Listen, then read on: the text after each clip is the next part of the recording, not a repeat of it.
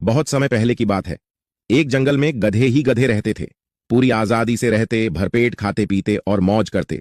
गधों के लिए वह जंगल स्वर्ग की तरह था। एक दिन एक लोमड़ी को मजाक सूझा। उसने मुंह लटकाकर गधों से कहा, मैं चिंता से मरी जा रही हूं और तुम इस तरह मौज कर रहे हो। पता नहीं कितना बड़ा संकट सिर पर आ पहुंचा है। गधों ने उत्सुकता से पूछा, दीदी भला क्या हुआ, बात तो बताओ। मैं, लोमड़ी ने कहा, मैं अपने कानों सुनकर और आंखों देखकर आई हूं। जंगल की झील की मछलियों ने एक सेना बना ली है और वे अब तुम्हारे ऊपर चढ़ाई करने वाली हैं।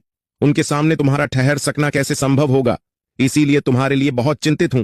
गधे असमंजस में पड़ गए। उन्होंने सोचा, व्यर्थ जान गंवाने से क्या लाभ, चलो कहीं अन्यत्र चलो। सारे गधे जंगल छोड़कर गांव की ओर चल पड़े। सबके दिमाग में एक ही बात चल रही थी कि इससे पहले कि मछलियां हम पर हमला करें, जितना दूर हो सके निकल लेने में ही भलाई है।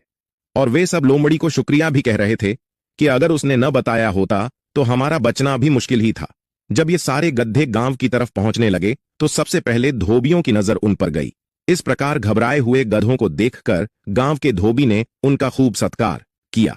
गधों ने अपनी पूरी आपबीती धोबियों को सुनाई। धोबियों ने अपने छप्पर में गधों को आश्रय दिया और गले में रस्सी डालकर खूंटे में बांधते हुए कहा, डरने की जरा भी जरूरत नहीं, उन दुष्ट मछलियों से मैं निपट लूंगा।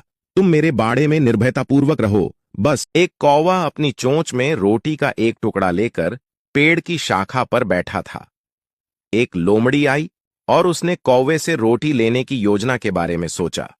उसने कौवे को अच्छे दिन की शुभकामना दी, लेकिन कौवे ने रोटी के टुकड़ा नीचे गिरने के डर से अपना मुंह नहीं खोला।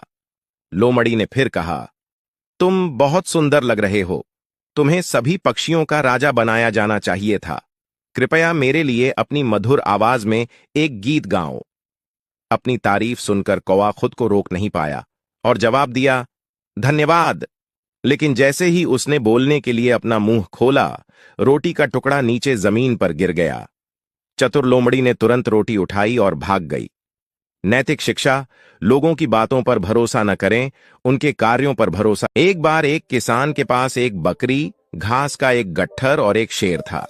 उसे एक छोटी नाव पर एक नदी पार करनी थी, जो एक बार में उनमें से केवल 2 को ही ले जा सकता था। किसान मुश्किल में था कि अगर वह पहले शेर को ले जाए तो उसकी अनुपस्थिति में बकरी घास खा जाएगी। यदि वह घास ले ले तो शेर बकरी को खा जाएगा।